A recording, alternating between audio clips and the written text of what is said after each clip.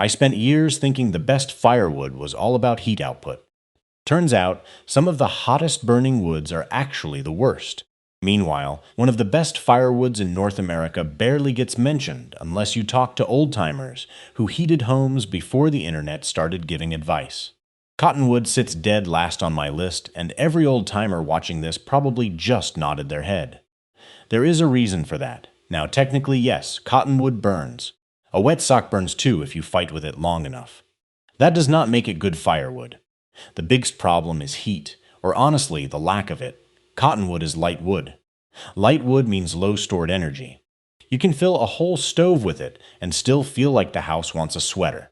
Meanwhile, a couple pieces of oak will heat the place like grandma turned the thermostat into a dare. And then there is the smell. Fresh-cut cottonwood has this sour smell that reminds me of wet barn boots left in a truck for 3 days. You split a pile in summer and suddenly every fly within 2 counties files a change of address. But the weird part is cottonwood fools beginners. Big logs, easy to find, looks promising, especially near rivers or low ground. A new woodburner sees a huge pile and thinks he just found free heating for winter.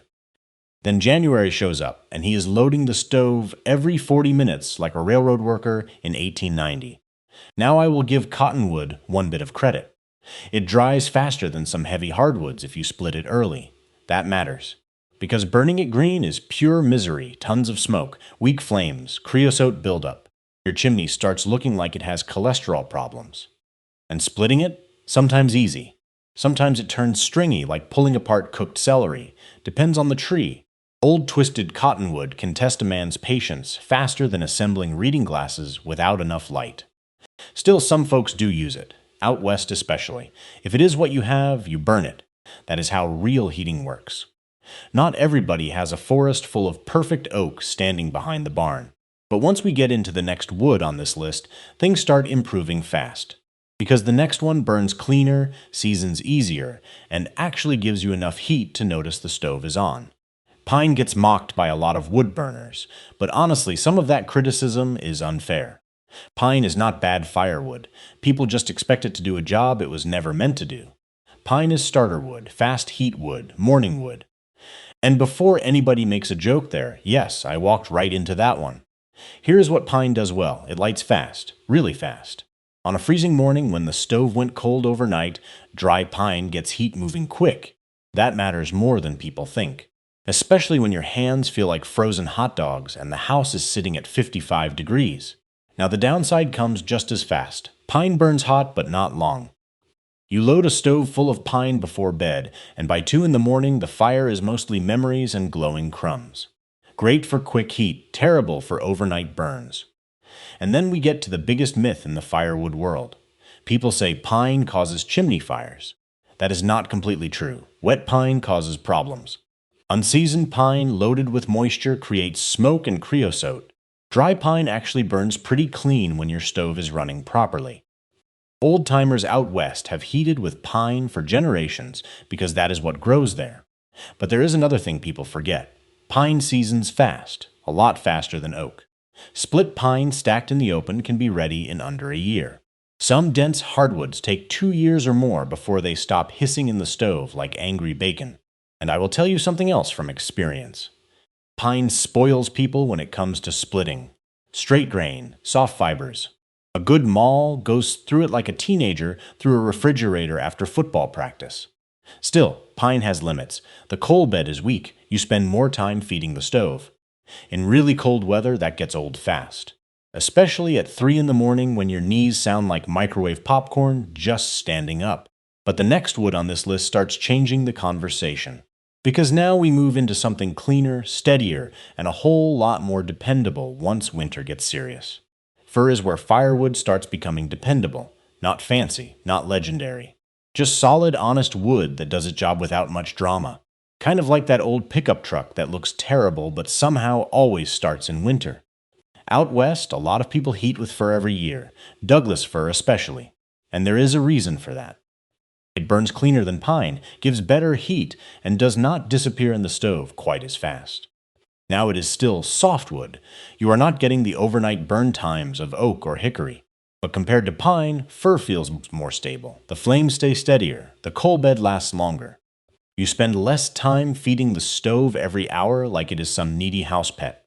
One thing I always liked about fir is how predictable it is. Split it. Stack it. Let it dry properly. It usually behaves. Makes sense, right? Some woods fight you every step of the process. Fir mostly cooperates. And splitting it is not bad either. Most fir splits clean if the grain is straight, not always. Every once in a while you find a twisted piece that humbles you real quick. I had one round bounce a splitting maul back so hard one winter I nearly introduced myself to my own forehead.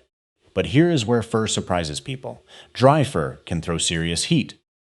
Better than many folks expect from a softwood, especially in modern stoves that burn efficiently. The problem comes when people compare every wood to oak. That is unfair. Oak is marathon wood. Fir is working man wood. It heats the house well, seasons faster, and is easier on your back carrying it. And once we move into the next wood on this list, things start getting even more interesting. Because now we get into a firewood that many experienced burners quietly love, even if it never gets much attention. Ash might be the most practical firewood ever cut. Not the hottest, not the longest burning.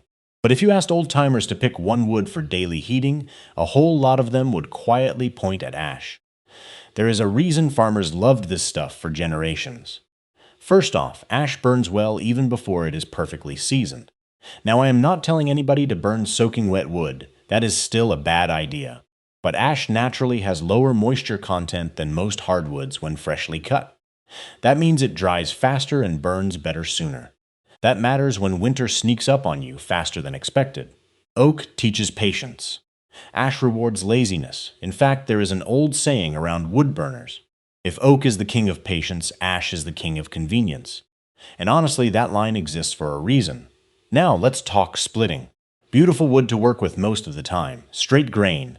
Clean cracks. A good swing with the maul and the round usually opens right up. After fighting twisted elm for half a day, splitting ash feels like the tree is apologizing for the others. And the heat output is solid, not explosive heat like locust or hickory. Just steady, reliable warmth. The kind of firewood that keeps a house comfortable without constantly demanding attention. Then there is the coal bed. Ash leaves behind dependable coals that relight easily.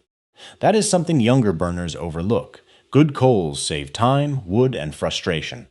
Now the weird part is, ash has become more common in many places because of the emerald ash borer. Millions of ash trees died across North America. Sad situation, honestly. But it also flooded some regions with standing dead ash, and standing dead ash can already be partly seasoned. Problem is, leave those dead trees standing too long and the wood turns punky, starts getting soft and crumbly. At that point, you are hauling home firewood that burns like old cardboard. But the next wood on this list starts moving us into something richer, better smell, better flames, and a fire that people enjoy sitting beside even when they do not need the heat. Silver maple is the kind of firewood nobody brags about, but somehow everybody ends up burning sooner or later. It is the middle child of firewood, not exciting enough to impress people, not terrible enough to complain about either. And honestly, that is exactly why it earns a respectable spot on this list. Now, first thing to understand is this. Silver maple is not the same as hard maple. Big difference. Hard maple burns hotter and longer. Silver maple is softer, lighter, and easier to process. Some folks hear the word maple and expect miracle firewood. Then they get silver maple and wonder why the stove is eating through it faster than expected. Still, it has plenty going for it. For one, silver maple seasons fairly quickly, faster than oak, faster than hickory. Split it in spring, and there is a decent chance you are burning it by winter if the stack gets good airflow. That alone makes life easier, and splitting, usually pretty friendly. Not always perfect, but compared to nasty twisted woods like elm, silver maple feels downright cooperative. I once split a load of silver maple after working through knotty hedgewood all week, and it felt like the logs were filing a peace treaty. Now the heat output sits right in the middle, better than poplar, better than pine, but it still does not have the long overnight burn of dense hardwoods. On really cold nights, you notice the difference. But here is the contrarian part nobody talks about. Middle-of-the-road firewood is often the best daily firewood. Why? Because perfect firewood usually comes with perfect headaches. Long seasoning times, heavy lifting, tough splitting. Silver maple avoids most of that. It is dependable, predictable, easy to manage. And older wood burners know something younger guys learn eventually. The best firewood is often the wood that keeps you warm without wrecking your back. But the next wood changes the mood completely. Because now we get into a firewood people, remember for the smell alone, before the heat even reaches the room. Cherry is the firewood people fall in love with the first time they burn it. Before you even talk about heat, you notice the smell. Sweet, clean, almost comforting. A cherry fire makes the whole house feel different. And unlike some pretty woods, cherry actually performs well too. Now it is not the hottest firewood on earth. You are not getting black locust heat or oak burn times. But cherry burns steady, throws good coals, and seasons faster than many dense hardwoods.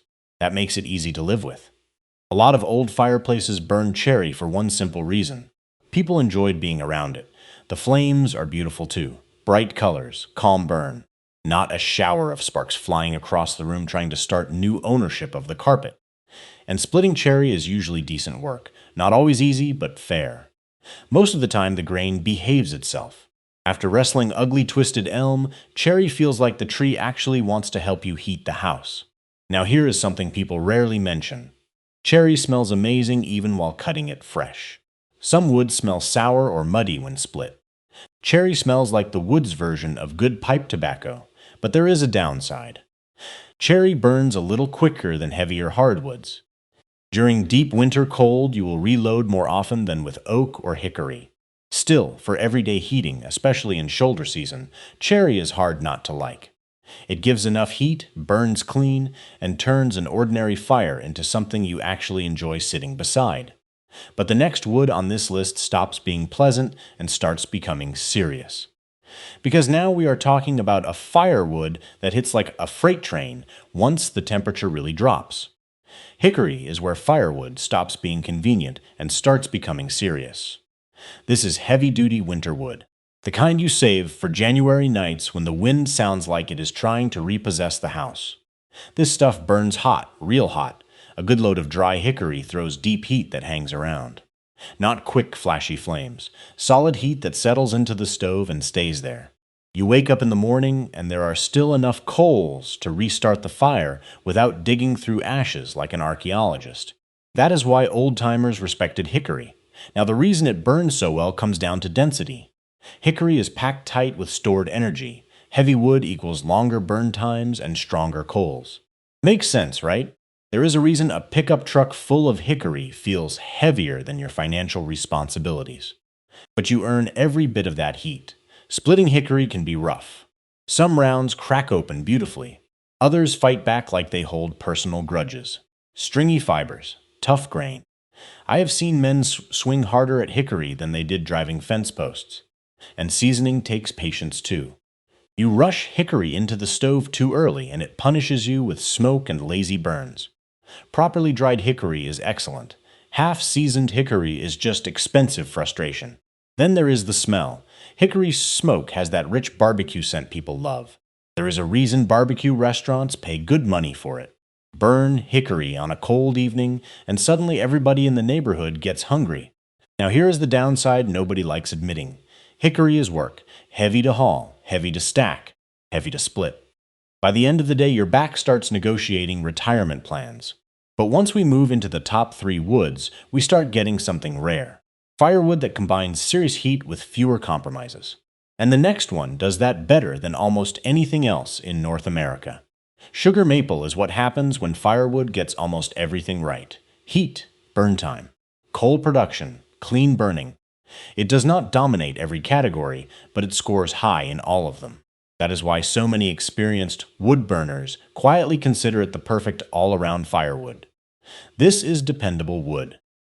You stack sugar maple in the stove and you know exactly what you are getting. Strong, steady heat.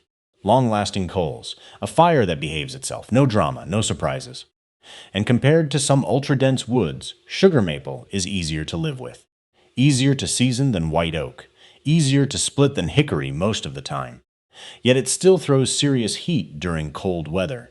That balance matters more than people realize.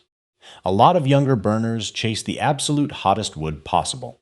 Then, after one winter of hauling giant chunks of iron-hard locust around, they suddenly start appreciating woods that do not require a chiropractor afterward. Now, sugar maple still has weight to it. This is not lightweight soft maple.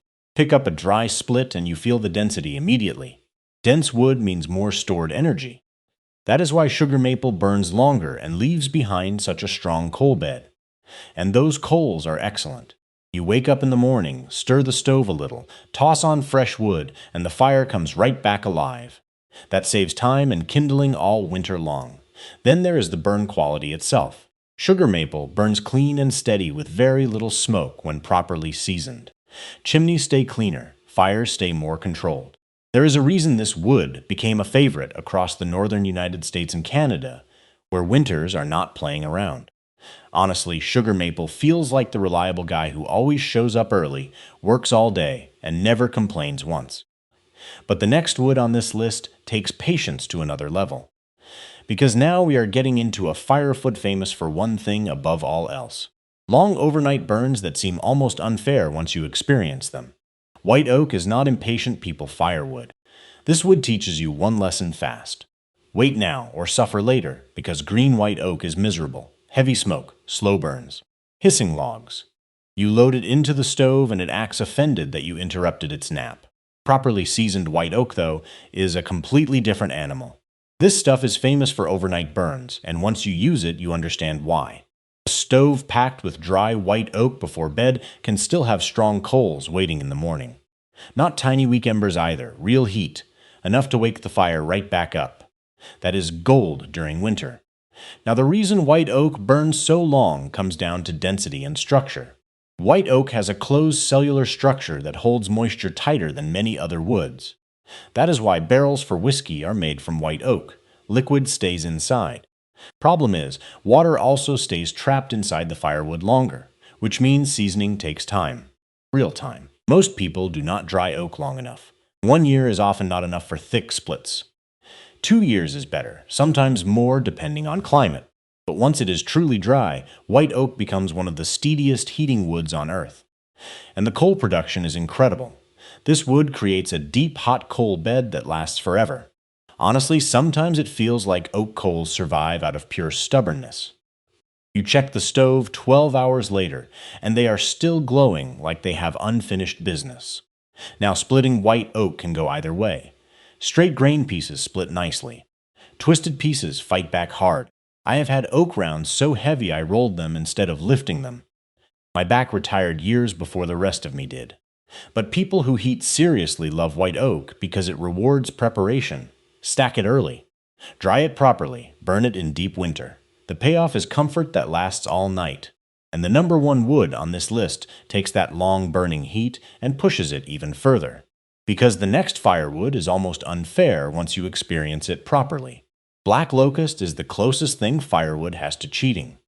The first time you burn properly seasoned locust, you realize half the other woods on this list have been wasting your time. This stuff is unbelievably dense, heavy in the hand, heavy in the stove, heavy on heat output. And once it catches properly, it burns forever. I am serious.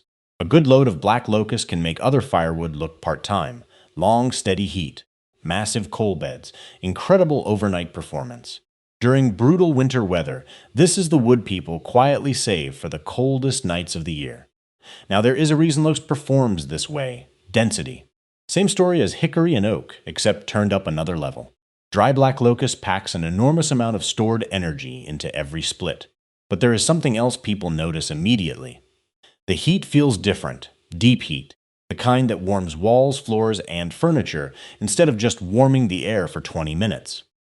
And the tree itself is tough before it even becomes firewood. Black locust is naturally rot-resistant. Fence posts made from locust have lasted decades in the ground. Some probably outlived the people who installed them. Now let's not pretend it is perfect. First problem is the thorns. Young locust trees come armed like they expect trouble. I swear some of those thorns were designed by a man who hated tractor tires. Then comes splitting. Straight grain locust splits beautifully. Twisted locust turns into warfare. Sparks fly too, especially in open fireplaces. You do not casually burn locust beside a dry rug and a sleeping dog, and seasoning matters. Locust burns best when fully dry. Rush it, and you waste its potential. But once everything comes together, black locust becomes hard to beat. Huge heat, long burns. Excellent coals, serious winter performance. Honestly, if white oak is the king of overnight burns, black locust is the king that conquered the neighboring countries too. And after burning wood for enough winters, you eventually realize something. The best firewood is not the one with the biggest reputation. It is the one that keeps the house warm at 2 in the morning when winter stops being polite. Well, after all that cutting, stacking, hauling, splitting, and arguing, here is where I landed. Best starter wood goes to pine. Lights easy, burns fast, gets heat moving quick on cold mornings. Just do not expect it to babysit the stove all night. Best smelling wood is cherry, and honestly, it is not even close. Burn cherry once and suddenly the whole house smells like comfort instead of work boots and wet gloves. Best overnight wood goes to white oak. Load the stove before bed, wake up with coals still alive, and suddenly winter feels a little less rude. Best budget wood is probably ash, easy to split, dries faster than most hardwoods, burns reliably. If somebody told me I could only heat with one practical everyday wood, ash would be hard to argue against. But best overall heating wood on this list has to be black locust, massive heat, long burns. Incredible coals. Once you burn good locust during real winter weather, everything else starts feeling like backup firewood. Now, of course, location changes everything. Somebody in Arizona burns different wood than somebody in Maine. Out west, you might live on fir and pine. Up north, maple and oak rule the woodsheds. That is the funny thing about firewood. Every region has its own opinions, and old-timers defend those opinions harder than family recipes. I once heard two retired guys argue about oak versus ash for almost 40 minutes straight at a hardware store. One of them forgot why he came there in the first place, but he never forgot his firewood argument. Now I want to hear from you. What is the best firewood in your area? And maybe more importantly, which wood do you refuse to burn no matter how desperate things get? Because after enough winters, every wood burner has at least one species they look at the same way mechanics look at certain car brands. And the truth is, the best firewood is not just about heat. It is about how much work it saves you in the middle of winter.